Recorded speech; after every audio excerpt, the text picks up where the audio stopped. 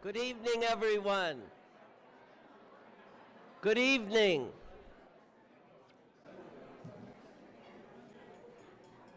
Wow. You know, really, I shouldn't say this, but after the night and day we've had, it's great to be all together this evening. And to have a sense of levity and happiness in the room here is really pretty remarkable. So, first and foremost, we just want to thank all of you for being here. We're a little bit at capacity. This place is full. From here, it looks fantastic. So really, thank you all for being here.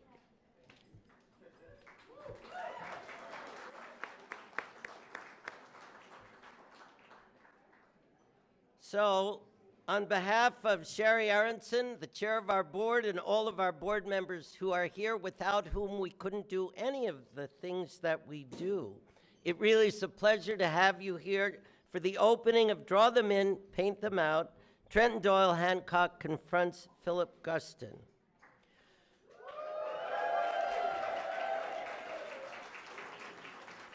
And of course, put confront in quotes, because this is as much a love fest as it is about confrontation. And this show could not be more timely at this moment. You've got two artists, one Jewish, the child of Russian immigrants raised in Los Angeles a century ago, and one black growing up in South Texas 60 years, 2 generations later, both responding to overwhelming social challenges in their own times, white supremacy, racism, anti-Semitism, which are still with us in as vigorous a way as they were in Philip Guston's time. And you know, really, you can't overlook the timing of this moment. We are having this opening the day after Election Day, when everything I just described is still in our picture with the same intensity that it has been for a very long time.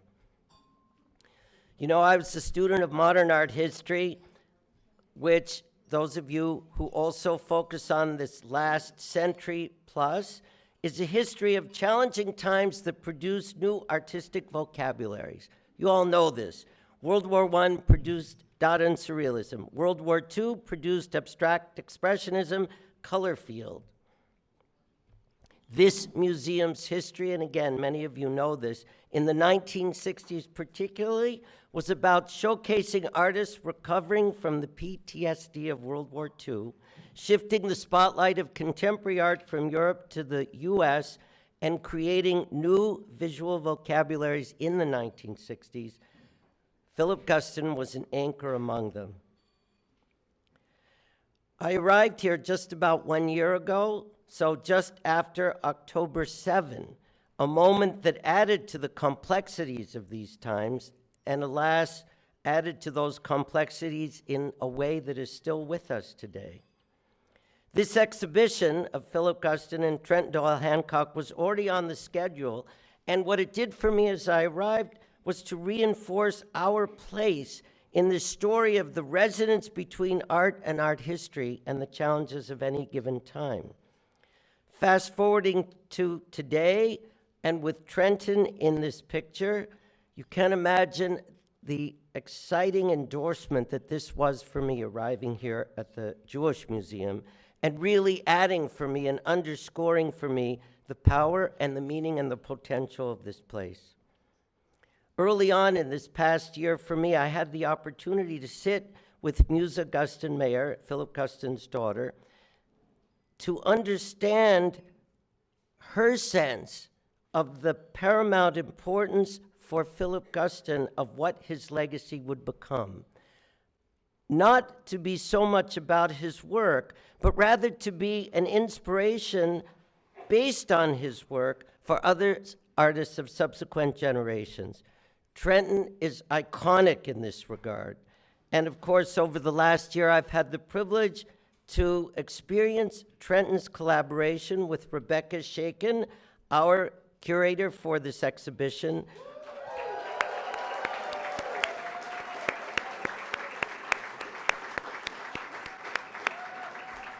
And I need to underscore here in a big way that it was Rebecca's inspiration that ignited the flame for this project several years ago, thinking again from this moment how much more timely and important this project has become today. I hope you've all been in the exhibition downstairs. Come back when it's not so crowded so you can really absorb it. It is the stunning result of Rebecca's and Trenton's collaboration. The installation, you know, I'm a little bit of a traditionalist. Am I the only one in the room wearing a tie? Probably. And so when I first saw the installation plan, for me it was a little bit of a challenge, talking about challenge. And you know, I looked at it and I thought it was going to be like being a pinball in a pinball machine. And actually that is what it is. When you come back and it's not packed and you walk around, you find yourself sort of bouncing from one resonant juxtaposition of works to another and another and another. So it's like seeing an exhibition, but in the round, in a way that you don't traditionally or normally see exhibitions. It really is stunning. I need to say it again. And Rebecca has been the mastermind of this amazing enterprise, and I want to call her over here to say a few words. And as I do, you need to know her parents are in the room, and wherever those parents are, you need to be very proud of this daughter of yours.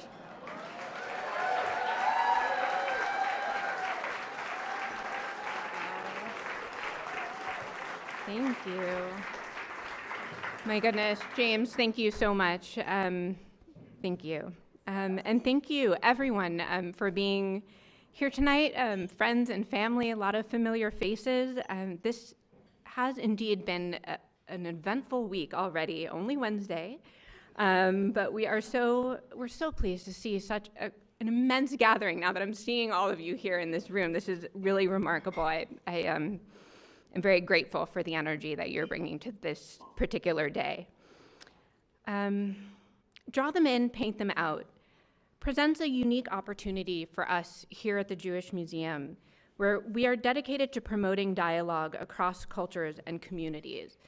This exhibition allows us to take a look through the eyes of two amazing artists, Trenton Doyle Hancock and Philip Guston, at the difficult history of white supremacy in the United States.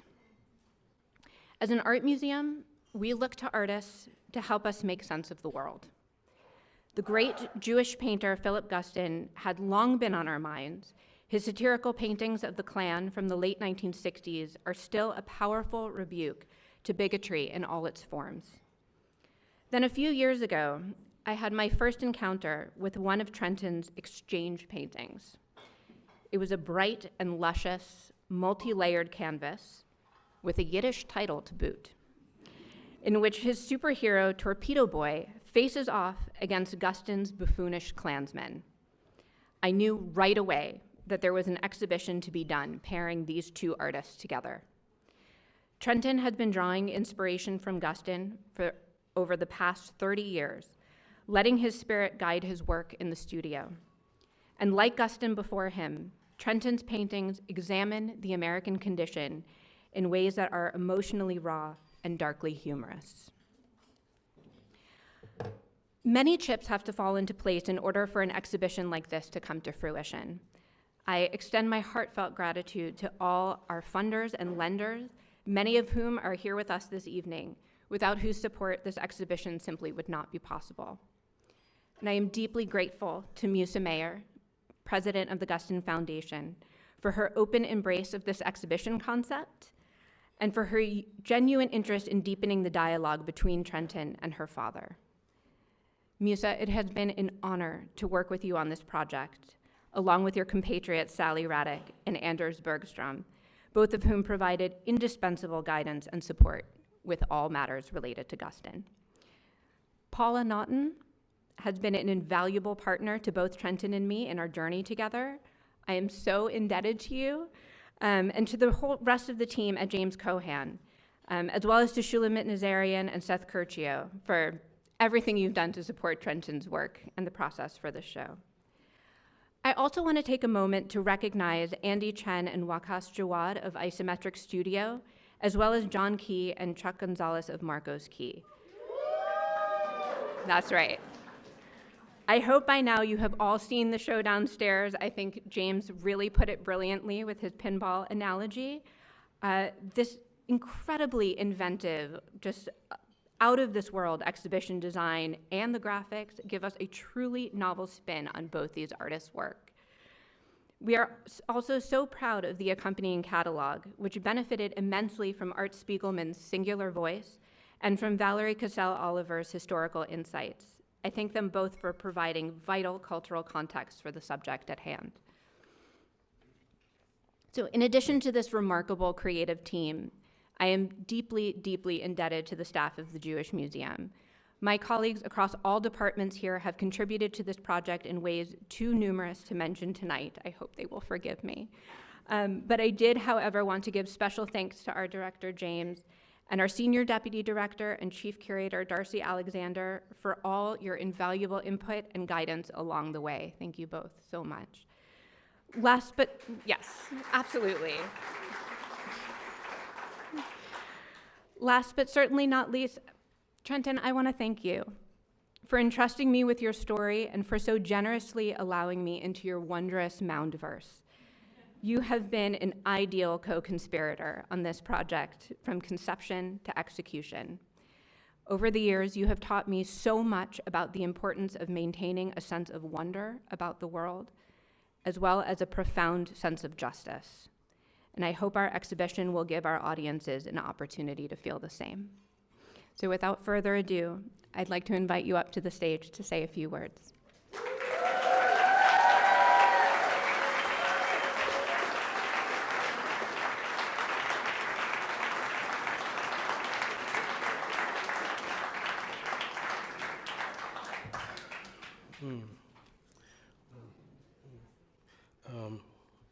Well, thank you, Rebecca and James, for those beautiful introductions. To everyone out there at the sound of my voice, good evening and good evening. I'll try to keep my remarks brief. I'd like to thank James Snyder, Darcy Alexander, and the Jewish Museum for welcoming me into their fold and for giving me the space to express my ideas and my kinship with my artistic grandfather, Philip Guston. To Anders Bergstrom, to Sally Radick and the Guston Foundation for providing access to the resources that lifted this project off the ground and kept it afloat. I thank you. To the Guston Mayer family, I thank you. To Musa and Tom Mayer, I so appreciate you inviting me into your life, into your home, into your father's studio. I treasure our many conversations and the conversations we have to come. It's with your endorsement that this project exceeded my wildest dreams. To the many funders and donors and lenders and contributors to this exhibition, I thank you. To Marcos Key and Isometric Studio for your amazing and thought-provoking design, I thank you. Thanks to James Cohan Gallery and Nazarian Curcio Gallery for your support, and special thanks to Paula Naughton and Greg Poole for your expertise and friendship. Thank you to Valerie Cassell-Oliver and Art Spiegelman for engaging me in dialogue, and in doing so, elevated my thoughts. To my wife, Ju-Young Che, thank you for inspiring me on our daily journey. I love you more than you know. To Curator Rebecca Shaykin, I'm so appreciative that you reached out to me in the midst of a global pandemic with a ray of hope in what has proven to be one of the most exciting and validating projects of my career. It has been an honor and a pleasure to collaborate so closely with you on this vision and to reap the ultimate reward of its successful fruition. I'm so fortunate to have witnessed your curatorial genius up close, and I'm a clearer thinker and a better artist as a result. Thank you.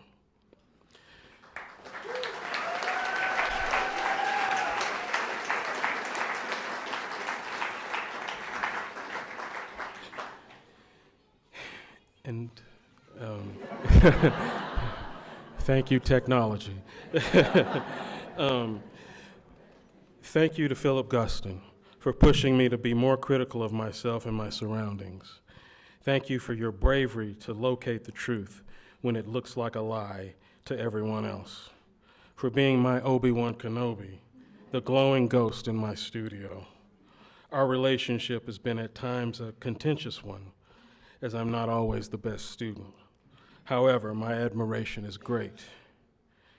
To Philip Guston, from one loner to another loner, thank you for helping me feel not so alone.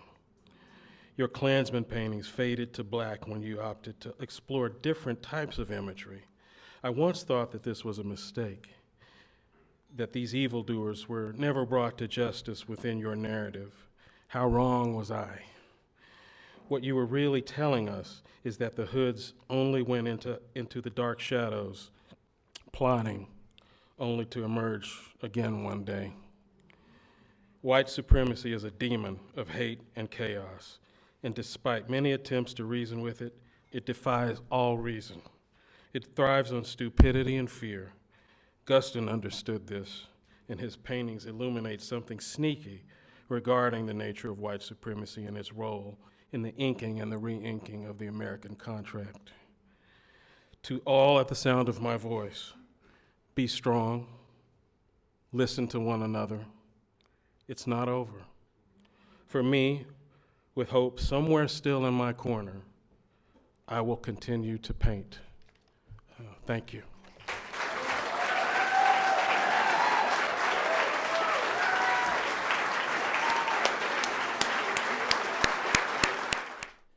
So you've all just experienced a taste of what we have had the privilege of experiencing over these last many months, which is Trenton's voice. It's full of empathy, compassion, reflection. And you know, there are dark images in Philip Guston's work and in Trenton's work, but their images want to produce a kind of antidote to the darkness of the times in which they were made. And each of them and both of them together wrestled with the same kind of darkness in their work and in their times. But when you listen to Trenton, what you understand is that from the intensity of hatred can come embrace.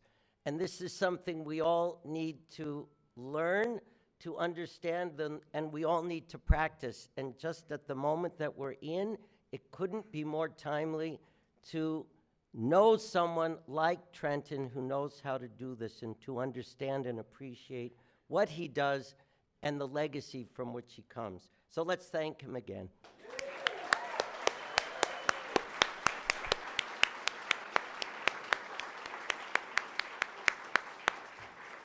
Now, none of this could have happened without the endorsing partnership of Musa, Guston, Mayor, and Musa, please come up and say some words. And you all need to know that many members of Musa's family are here, and you should all be very proud of what she and her husband, Tom, have done and continue to do to preserve the legacy of Philip Guston and to see it realized the way that we're seeing it today.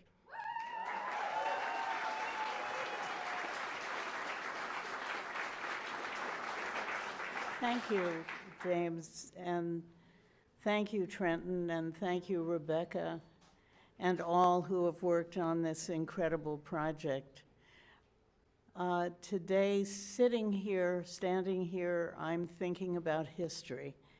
I'm thinking about the fact that the very last major exhibition of my father's abstract painting was here at the Jewish Museum in 1966.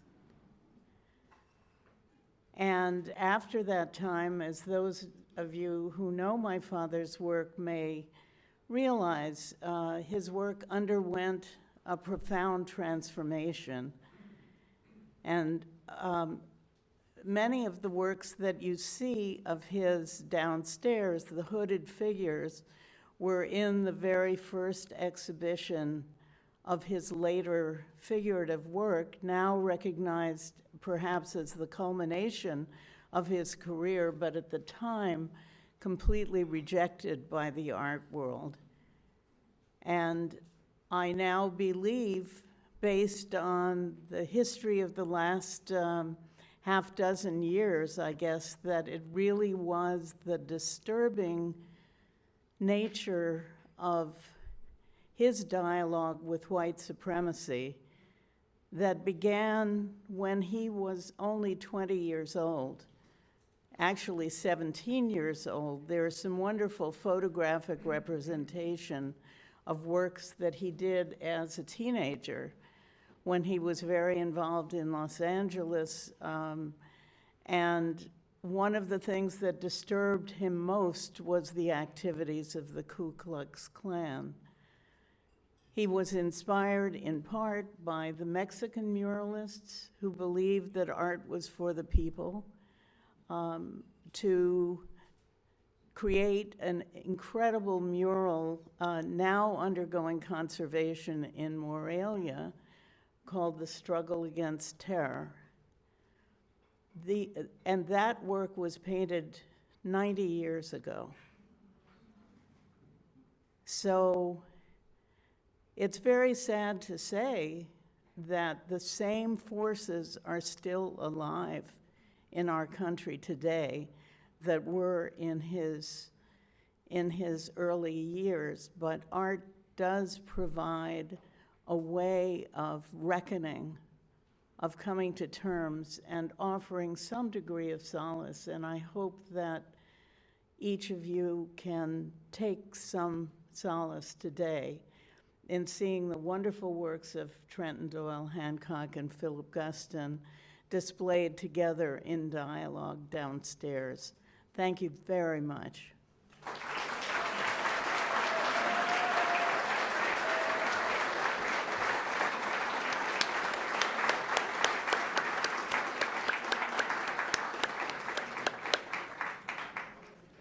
Musa, thank you. And really, Musa could not have been a better collaborative partner from the first moment, and we could not have done this without her.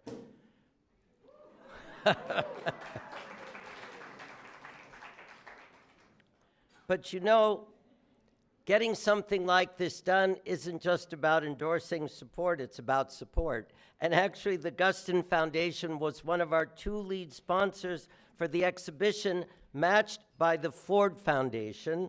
And Darren Walker, president of the Ford Foundation, is here with us.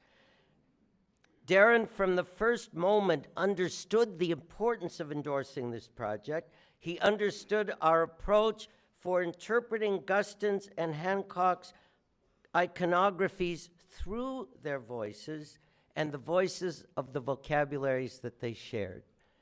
Darren embraced us immediately, and it's a pleasure and a privilege to have him with us and to ask him to say a few words. Thank you, my friend. Thank you very much. Well, good evening, everyone, and thank you to my friend James Snyder. Rebecca, congratulations. Your curatorial vision is dazzling. Thank you to Musa for your unwavering and unyielding loyalty and stewardship of your father's legacy. You have done us all a great service. I want to say a word about the Jewish Museum.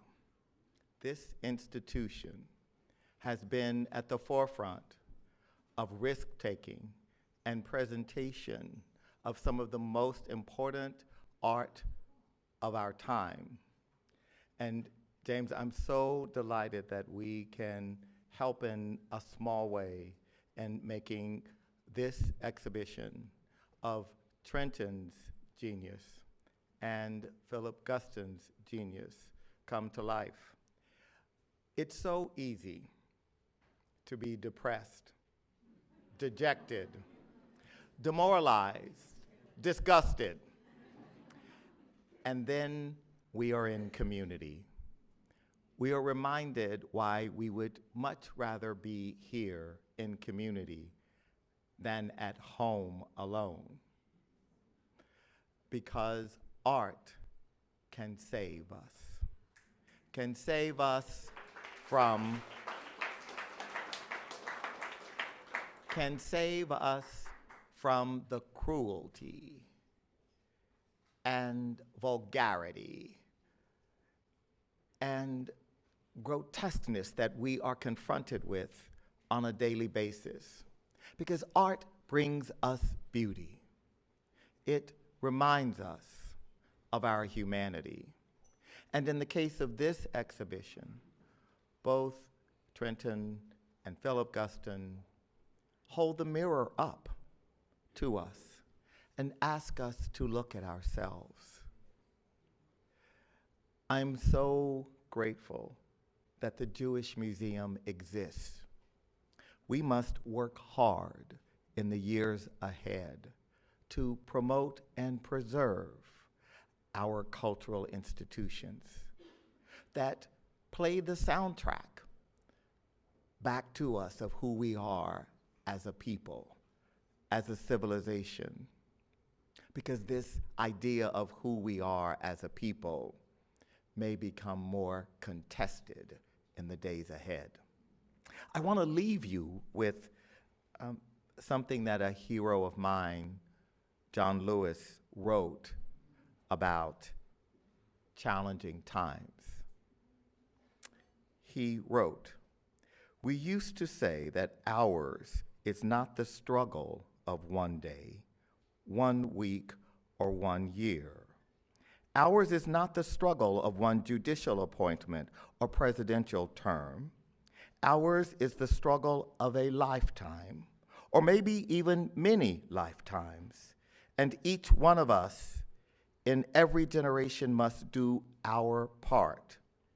And if we believe in the change we seek, then it is easy to commit to doing all that we can, because the responsibility is ours alone to build a better society and a more peaceful world." Thank you.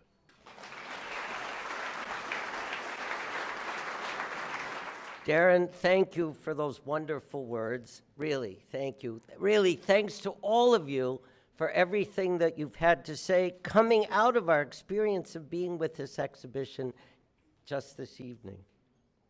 You know, Guston Foundation and Ford Foundation were our main sponsors. I do want to say many sponsors came on board for this project. They're all listed as you enter the exhibition and in the stunning catalog that Rebecca created to accompany this exhibition and to stay with us for a long time to come. But let me mention those who are here this evening: the Knapp Family Foundation, Nettie Fisher and Randy Schull, Aggie Gund, James Cohen Gallery, Shulamit Nazarian Foundation, and Nicole Deller and Matthew Blywise. Thank you all for the breadth of this support.